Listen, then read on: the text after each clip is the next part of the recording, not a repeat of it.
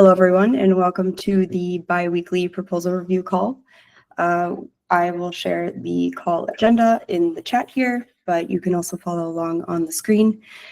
We have quite a few items to get through today, but before we dive into that, I just wanted to also restate the purpose of this call as well for any new folks. This is where we discuss active and developing proposals in the zk Sync governance system. And today we have a lot of on-chain items to get through. We have 5 active on-chain proposals at the moment. We also have just a quick note on the emergency upgrade that was executed last week, and StableLabs requested some time to talk about a proposal idea that they're working on as well towards the end of the call. So we can jump right in. I wanted to start with the note on the emergency upgrade that was executed last week.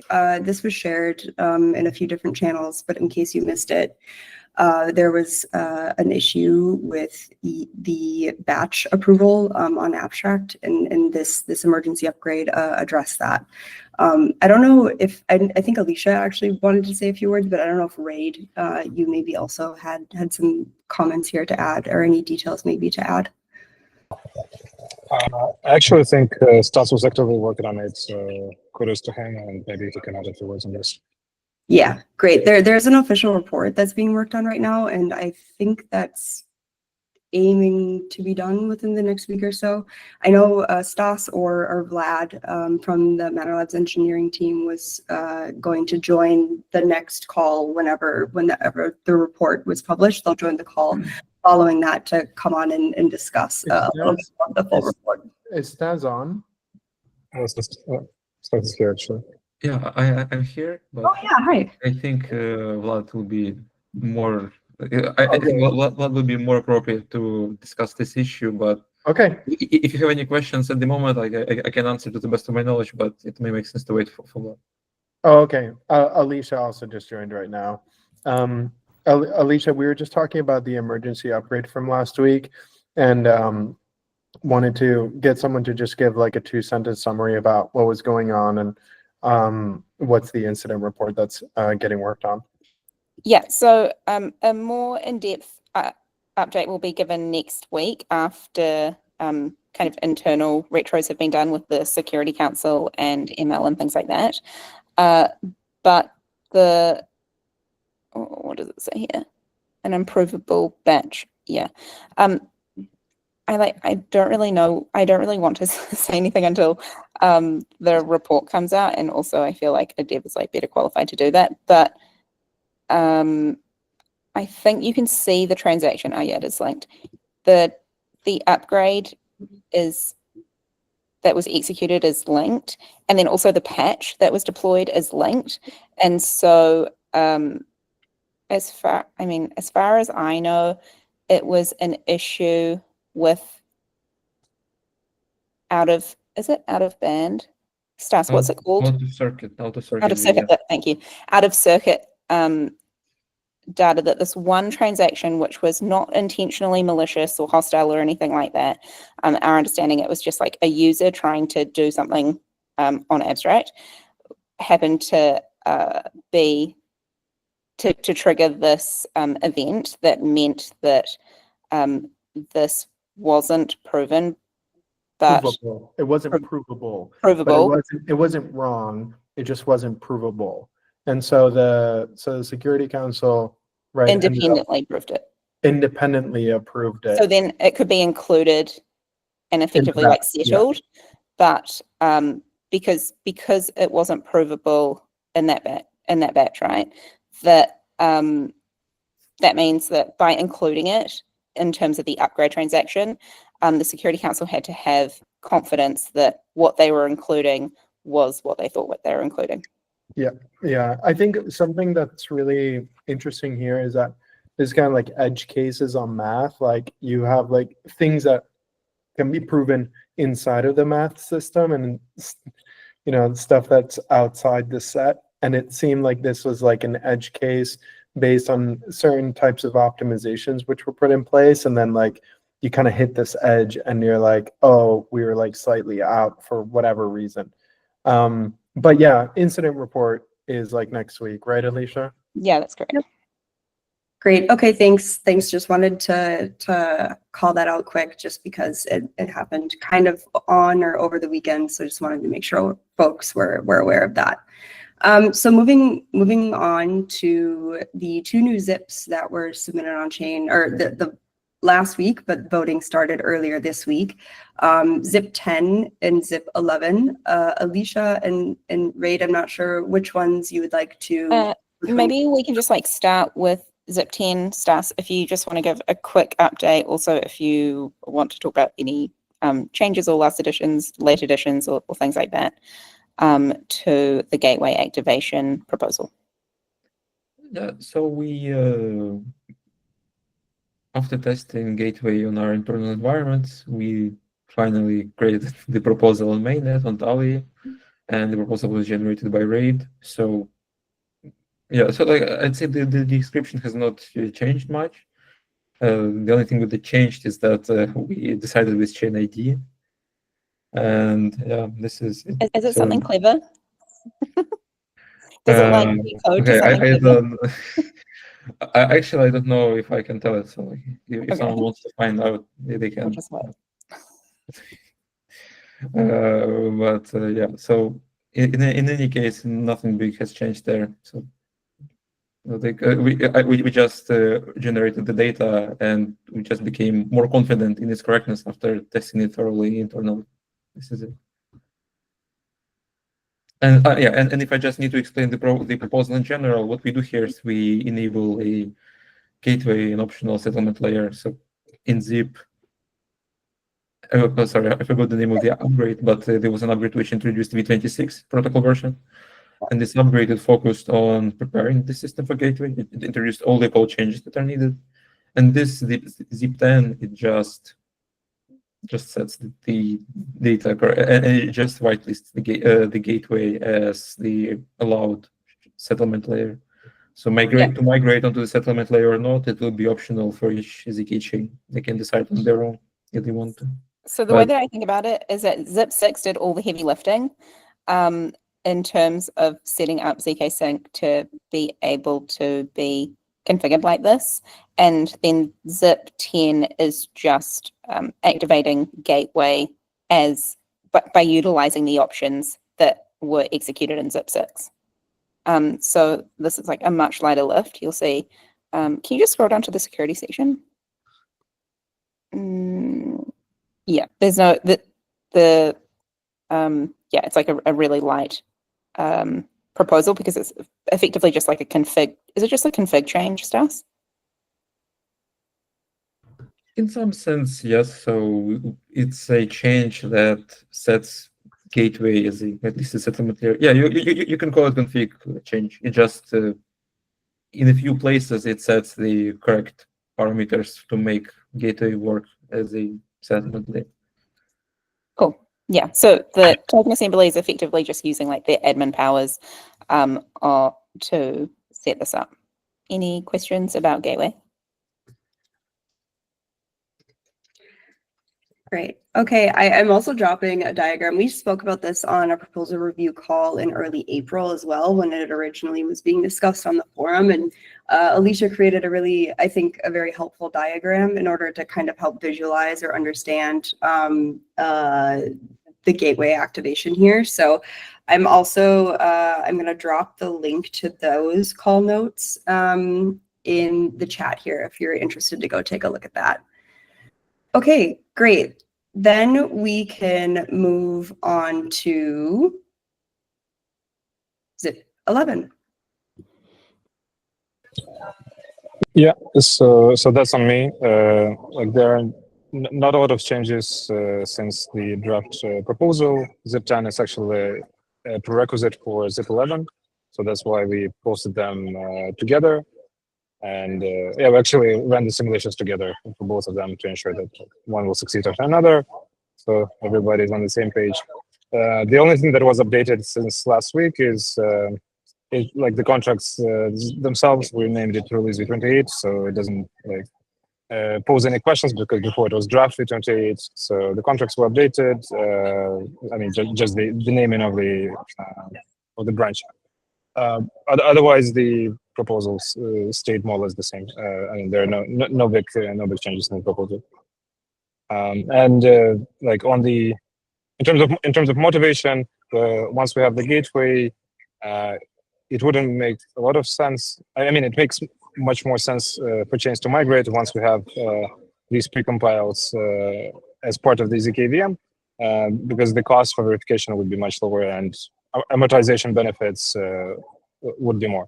So if you think that like the chain has to pay a one transaction cost for verification, but once more chains migrate, we'll basically split the cost linearly because there will be one verification on one from gateway, and others will simply verify to the gateway chain itself because they will live on top of it. Yeah, that's in short. But if anyone has questions, more than happy to answer. That's really helpful, right? I also see mentioned in here and kind of bolded that it's will create a reduction in gas usage as well. Do you maybe want to say a few words to that as well? Because it seems like a pretty cool point. Yeah. So basically, like before the upgrade, we have the verification cost on L1, and if you move error, let's say on top of gateway right now, you would still have both the L1 costs and the verification cost on gateway itself. So that gateway verification cost is like was using our custom tokens. We didn't have precompile, so the amount of gas that is burning in terms of ZK tokens is significantly higher. It's approximately 18 times from our tests, but we'll know the exact numbers once we run the tests on testnet and mainnet. So that will be probably like end of this week. We'll know the numbers from testnet, so we might update them from empirical testing.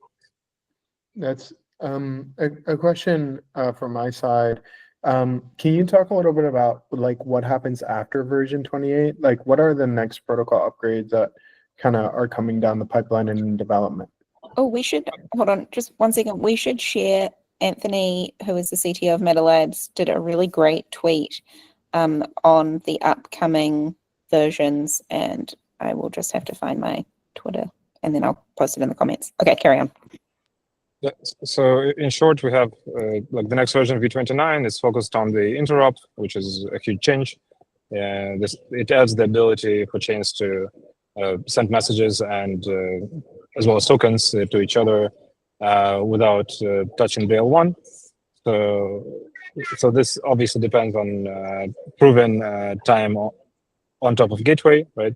So Stas, correct me if I'm wrong, but I think we're targeting about 15-minute time for the chain to commit to gateway. So the bridging should take in the ballpark of 20 minutes from one chain to another. However, it will be much faster and much cheaper compared to going through L1. And this process will be further optimized with pre-commit based interop.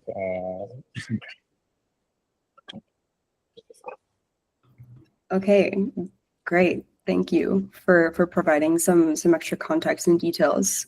Any questions? Don't be shy. These protocol upgrades can be a lot to come. I don't have a question, but I do have a comment, just that because of the timing of the ZARP proposal, which is TPP, is it 3? 3. TPP 3, and the voting was still ongoing. I think it's going, yeah. The audit reimbursement claim for ZIP 11, which if you scroll down a little bit, there's like a bunch of audits with this particular ZIP, have not been submitted with the ZIP, and will be submitted at a later date once there was the idea is like once there was certainty that ZARP would pass. So that's just like a call out on what otherwise normally going forward, now that ZARP has passed or met quorum, a ZIP like this that has audits, which would seek audit reimbursement, would also deploy a child cap minter for the reimbursement at the same time. Just letting everyone know that this particular ZIP doesn't have that, just because of the crossover with that TPP3 going on chain. Okay. Thanks for adding the note. Any questions for Raid or Alicia regarding ZIP 11? Uh, I just wanted to add a quick note regarding like the next upgrades. So in case someone's wondering, the Ethereum changes that were introduced last week, they will be included into V30. So there will be more information on that, but we're planning to add some of the changes from EVM to host in V30. And 30 is for 7702, right? Yes, that will be part of that as well. Cool. Okay, great. Any other questions before we move on?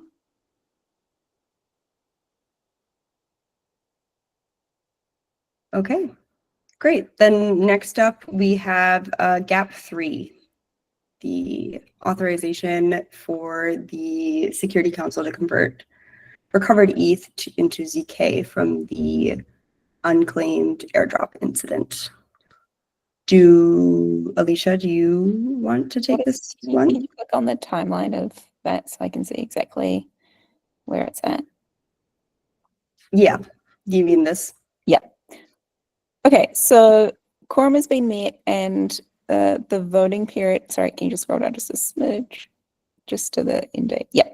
And the vote will end in 16 hours. So basically by this time tomorrow or a little less, this will all be wrapped up. And then the Security Council will kind of seek advice, I guess, from the ZK Sync Foundation, Marco's on the call, on how to move forward with this in the most kind of beneficial way for the token assembly.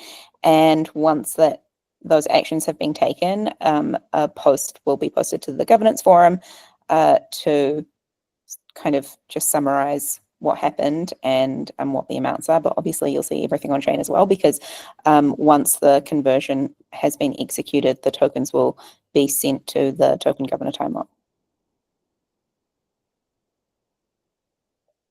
Any questions?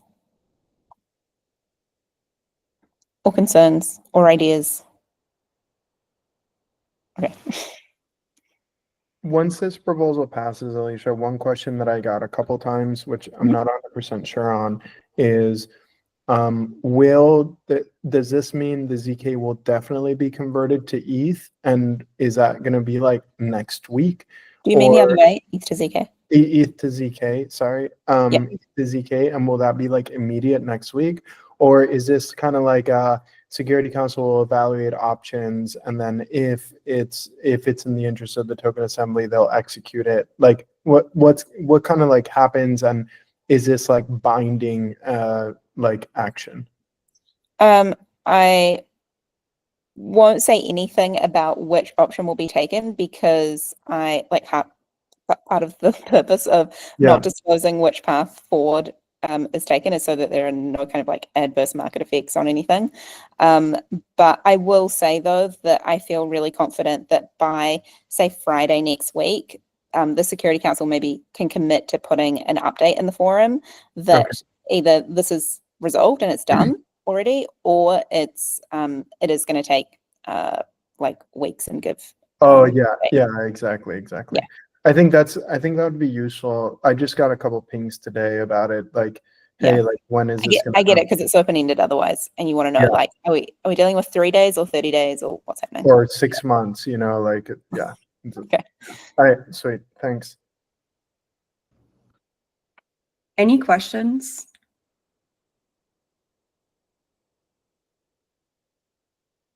Okay.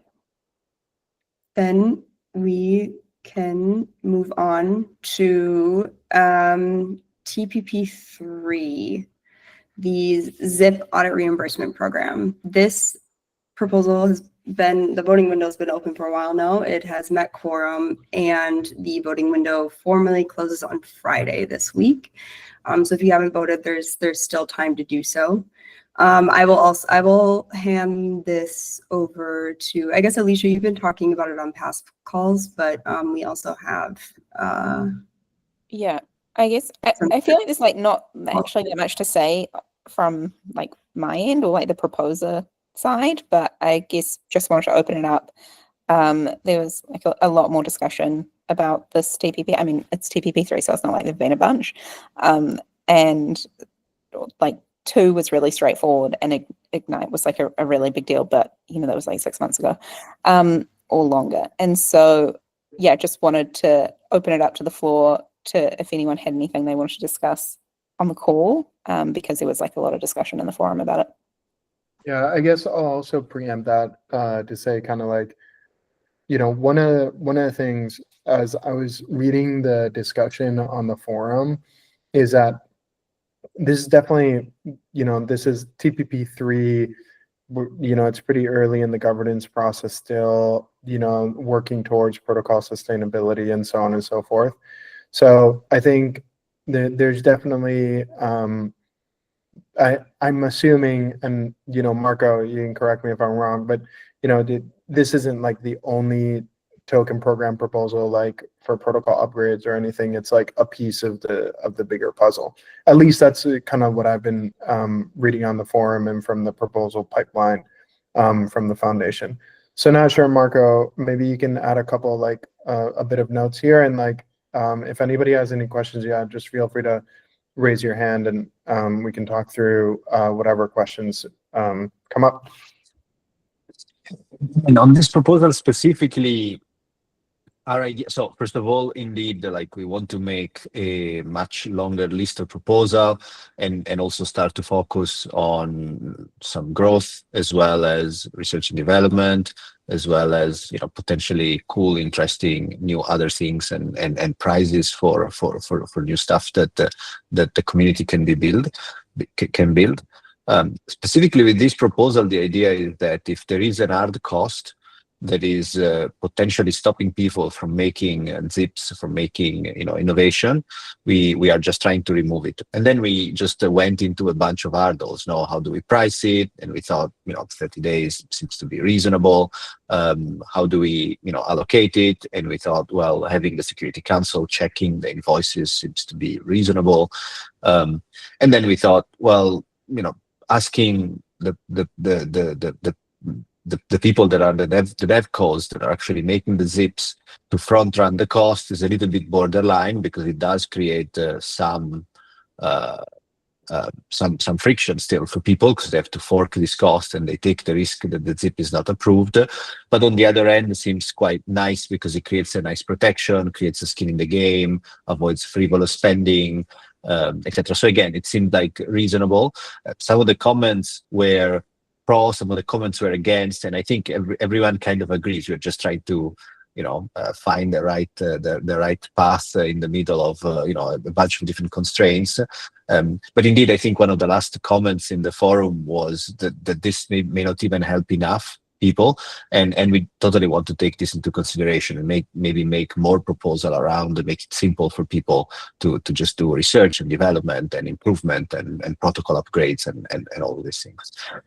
So this was a little bit the reasoning behind and what went into it. And maybe we didn't write it clearly enough, and that's why some of the conversation happened.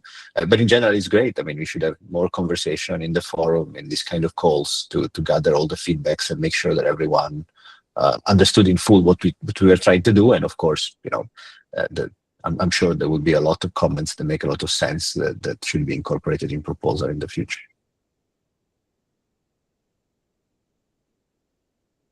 So I don't know if there's any question, any points that anybody wants to raise, any comment, any suggestion on how to do things better next time. All super welcome from.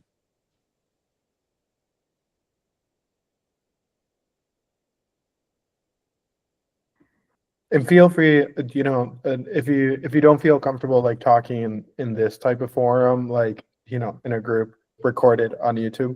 I know I would feel a little bit sheepish as well. Like, feel free to reach out via direct message or whatnot.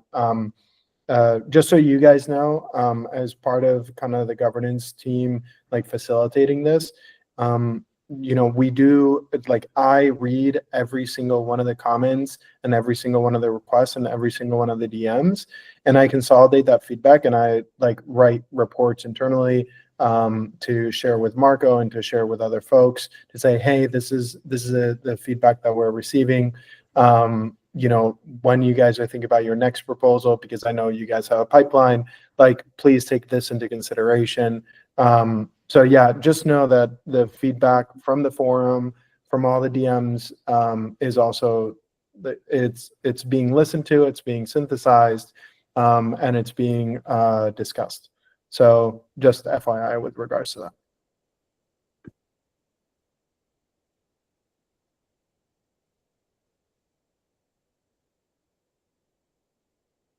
Great. One little thing I'll call out and requesting feedback as well is with this proposal specifically, we noticed a discussion starting when the proposal was already on chain, even though it had been on the forum for a few weeks already. And we have our kind of notification process.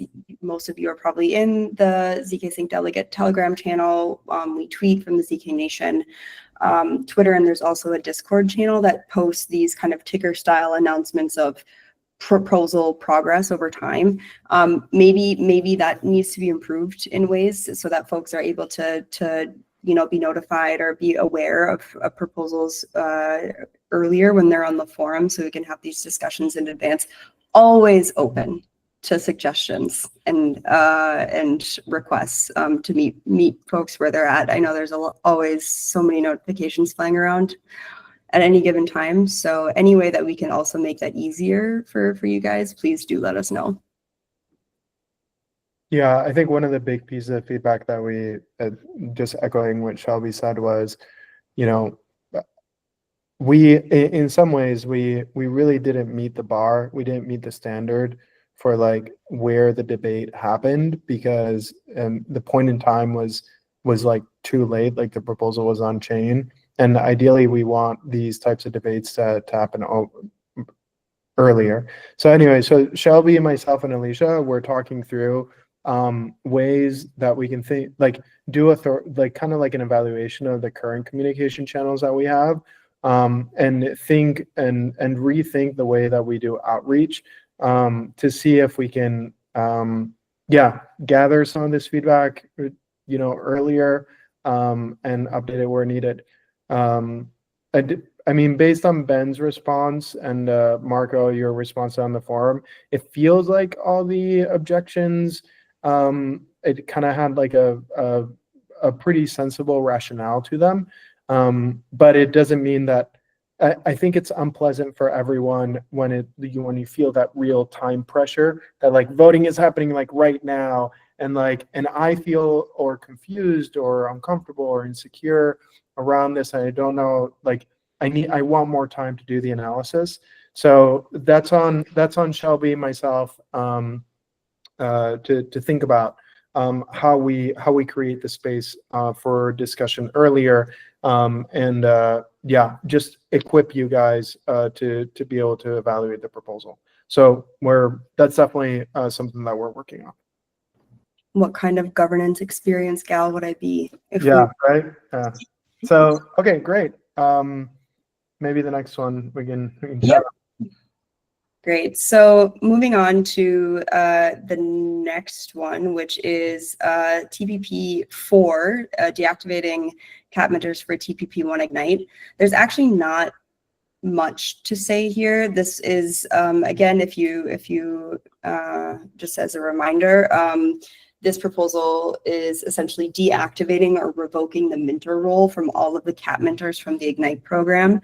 This is just to be super safe and to prevent any further minting from any of these cap mentors in the future, because most of them were not even touched, or the ones that were not minted to the cap. So this is just to prevent any further minting of any kind from those cap mentors. This proposal has already reached quorum. The voting window ends tomorrow. If you still haven't voted on that, you can do that until tomorrow. Any questions on this one? Like I said, there's probably not much to discuss here. But the only thing that I will say is, so this is cap minter v1. You kind of have to remove the roles. In cap minter v2, which we designed in October and it was already in production in December, we have something that's called the close function. So the multisig can actually call this like close function, and then you can shut it down unilaterally without having to like go through another proposal. So but this is extremely good practice because the token assembly now has, like all of us have now the example call data and the example process for actually shutting down a program, even if, the whatever program is happening. So you would revoke the role. So anyways, just really important to note, V2, we added start and end time, end dates as well. In the audit reimbursements, for example, that's not an open-ended minter that not just has a cap, but it has an end date. So there's kind of like the 5 million USD budget, and then the cap minter closes at the end of January, I believe, in 2026, which means that if the 5 million budget is consumed or if not, but regardless, the cap minter automatically sunsets. So again, just one additional, like, if we chip away at this type of like decision and put it on chain, I think we can get quite far. So piece by piece. Yeah, great shouts, Rafa. Stephen. Yes. Hi, everyone. So I'm BD at Matter Labs. I just wanted to chime in here really quickly because I work closely with like Ignite and the Ignite team and everything like that. I think that this is, like Rafa said, this is really good practice to show how even if we create a giant program and it's ended early, that we're able to essentially get those tokens back and make sure that they are secured and not able to get minted unauthorized. When we did Ignite, I know that one of the biggest things, especially from delegates like yourselves, was it's a lot of money and what will happen if we don't actually spend all the money, or how does this work out? So I think this is just a really good play to show that, when Ignite happened, we allocated 325 million ZK tokens for it. It ended after the first season, and now 270 million ZK tokens are sitting in these, not sitting, but can be minted in these cap minters. So by deactivating them, making sure that those tokens that were allocated for it get back into the TA assembly, and then we can use it for future governance proposals and whatnot. It's just, I think it's a really important thing to stop and just realize that this is exactly how we want governance to run.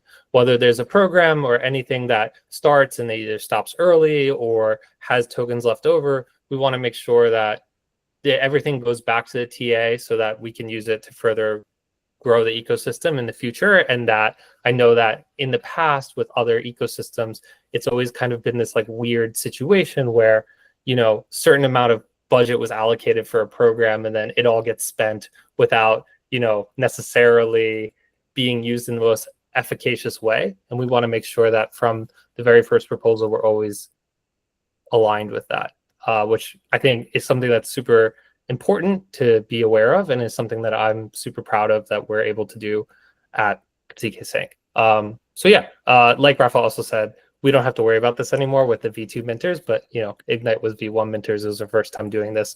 We wanted to make sure we had all those fail safes like put into place. And yeah, that's it. Great. Thanks, Stephen. Sorry, didn't see you there. Otherwise, I would have invited you up. Oh, no, it's fine. No worries. Okay. Any questions or comments for TPP4 or for Stephen, since we have him here? Okay. Great. Okay. So that concludes the on-chain proposal portion of our call today. There was Raphael from StableLab actually posted something in the thread and requested some time to mention a proposal draft that they're chewing on. So I will pass the mic over to Raphael. Oh, Matt? Quickly? Yes. Or was that an oopsie? Maybe an oopsie. Yeah. Can you hear me? Yeah. Oh, we can. Sorry, my mic has just decided to deactivate, so I've got to use my webcam mic, so it's going to be horrible sound. Apologies. You sound great. No worries. Okay, cool. Actually, question for you, Stephen. I appreciate what you did in V2 with the cap minters to try and understand the learnings from V1. Are there any other learnings from Ignite that you might take into V3 of the cap minter if you get to that point, or when you get to that point?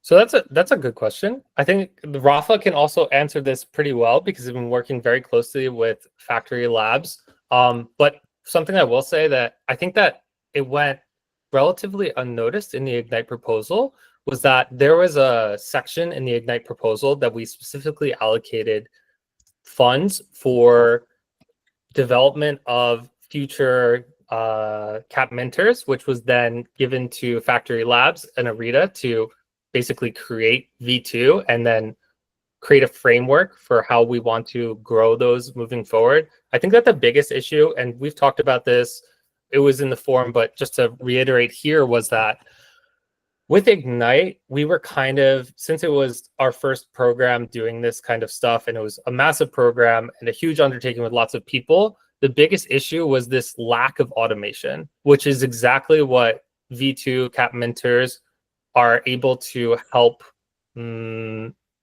work on. Like basically every single time there was an invoice that needed to go out to one of the partners, or every 2 weeks we were changing basically allocations and things had to get sent out, wrangling all of the DSC members together, because it was like a 6 of 8 multi-sig, right? And making sure that everyone had to sign everything.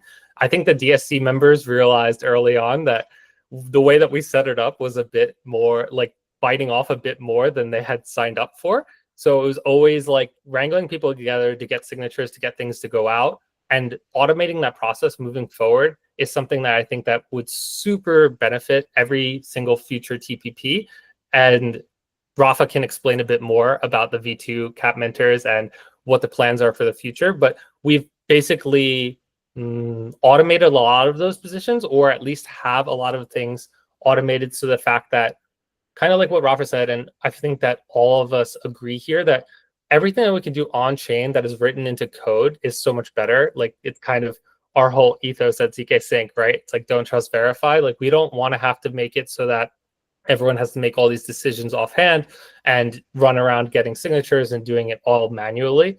If we can set it up as much as we can in the initial proposal and also leave flexibility in the cap minters that we can either have funds either be streamlined, or there is a certain time period where funds can be minted and sent out, then it would be so much better and everything will move a lot smoother. And I think those administration hours and costs would come down drastically. But again, I'll let Rafa take over a bit more. Those were like the biggest learnings though. It was this process. I think you got it all. I know Factory Labs is supposed to also, we got to do that post on the trigger contract. That was part of the outcomes of Ignite. So yeah, excited to get that out. So yeah, let's pass it to StableLab, because also conscious of time, we want to leave time for questions. Yeah, thanks for having me. So I just want to give a brief overview of a proposal that we have started to write, and just want to like gather some feedback if there's interest in the token assembly about that, or if you think that this could be valuable to pursue.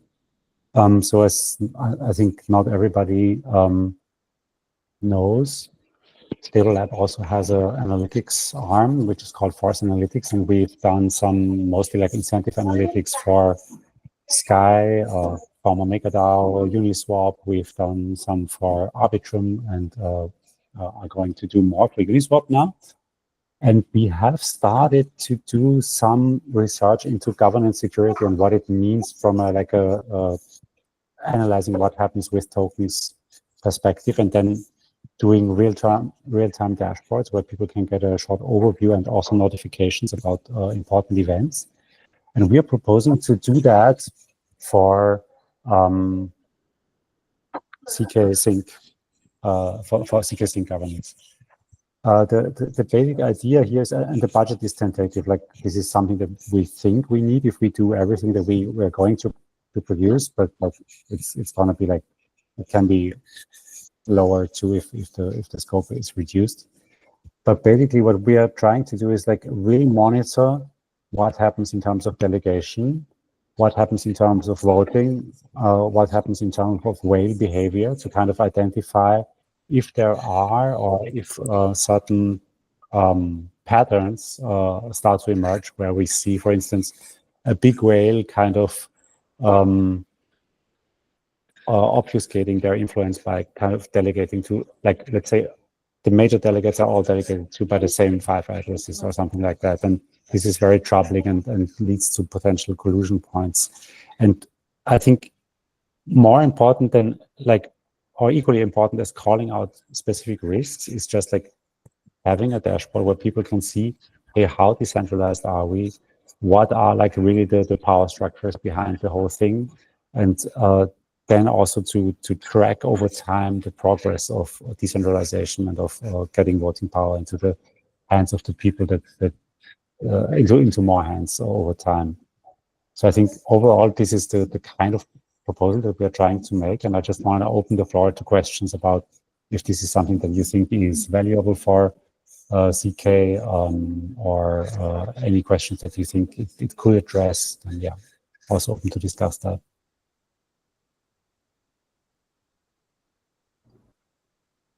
Anybody have any questions or comments for Raphael on the proposal? I'm also just seeing it and reading it kind of. I was like super last minute. Thanks for like throwing me back there. That's awesome. No, But like, no. I think I just like wanted to kind of flag that, and then I think we're definitely gonna take it to the forum for further discussion, where people have more time for deliberation. Raphael, sure. Yeah, so one of the things that's kind of interesting with this is, this is being recorded, so maybe other folks will also find this interesting, but like when something that's I think important to note, at least of how I look at governance, is there's kind of like two different things that I think about for governance health, for example. I think about reliability and security, and I think about kind of like responsiveness and participation, or this concept of like liveness. So just a point of information for you, Raphael, as you think about analytics, when we think about reliability and security, it's like some of that has to do with like risk of governance capture, but actually a lot of it also has to do with simply, do protocol upgrades work, right? Like I think as a North Star, something that we're constantly thinking about is, does the governance system, like can a standard protocol upgrade actually get approved by the token assembly as intended? I think that's like a big theme. And then in terms of liveness and participation, a couple different metrics that I look at include time to quorum, so how many days it takes to hit quorum.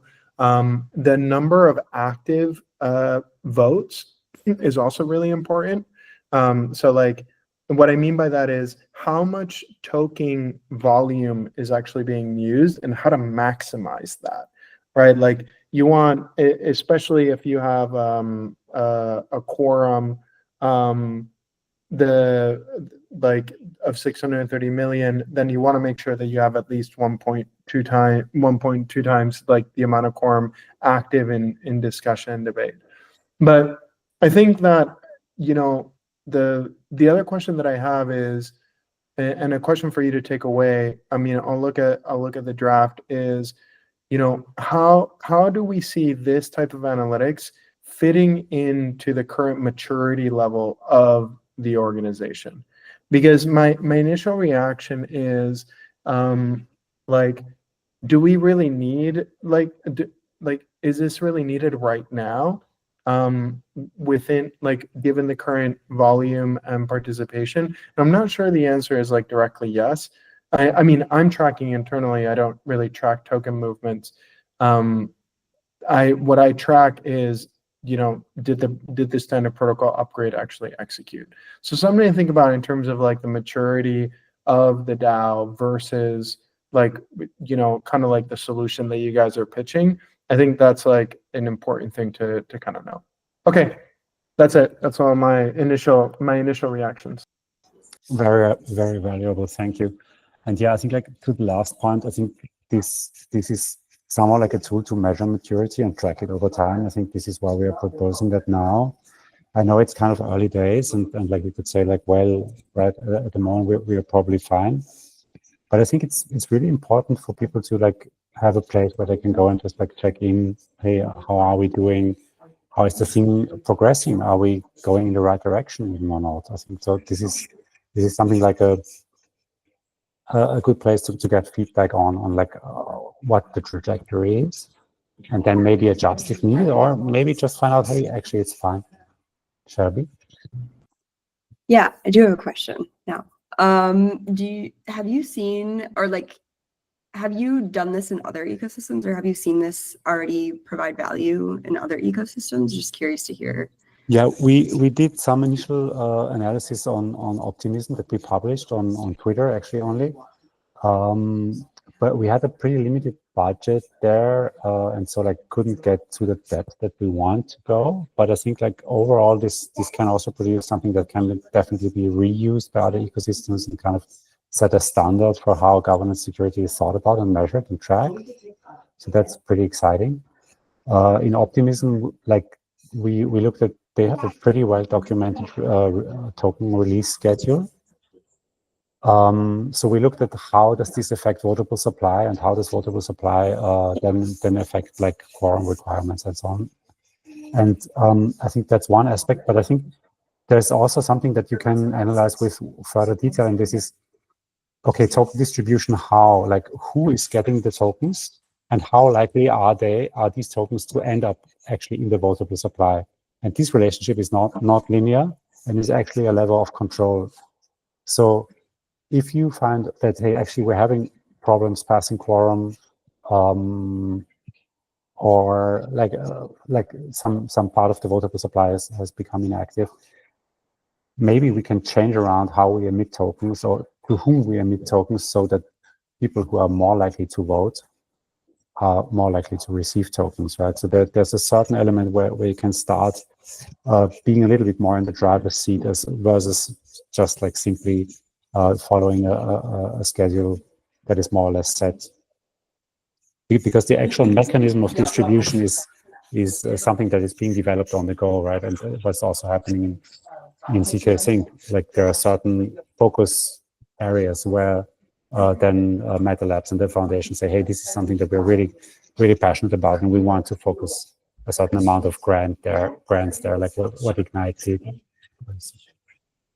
Sure. Yeah. Thanks for the answer. Also, if you have that link to the tweet you were talking about, the optimism, if you want to, I don't know if you want to add it here, if you're planning to add it in the draft you're planning to post, it'd be interesting to take a look at that. I also just wanted to mention that I'm not sure if you folks saw this, Raphael. I just shared it in the chat, and I can pull it up here too. This governance performance dashboard, which some of the points you were mentioning in regards to trying to keep track of like circulating supply versus delegated supply, and also like who's participating actively versus not, etc. This dashboard that we created a few months ago now, also kind of tries to is a step, I guess, in that direction to try to start managing some of these metrics as well. Yeah, would be curious to, also, I guess, I don't know, I'm sure you guys probably already. Yeah, definitely aware of it. And I think it's pretty awesome. Like, I really like it. So thanks for putting that up. And yeah, there's definitely a lot of overlap, and also like probably a good way, like a good starting point for like all the queries are in there, like you can reuse or like build upon. So yeah, I think it's pretty strong. Thanks. Awesome. Well, any other questions, comments for Raphael or for any of our presenters from any of the proposals that were talked about today? Okay. Well, then we can close it out here, folks. Thank you so much for joining, and for everybody who joined to present today, and yeah, we will have the call recording and the notes posted by tomorrow, as always, and hope you guys have a great rest of the week. Chat online.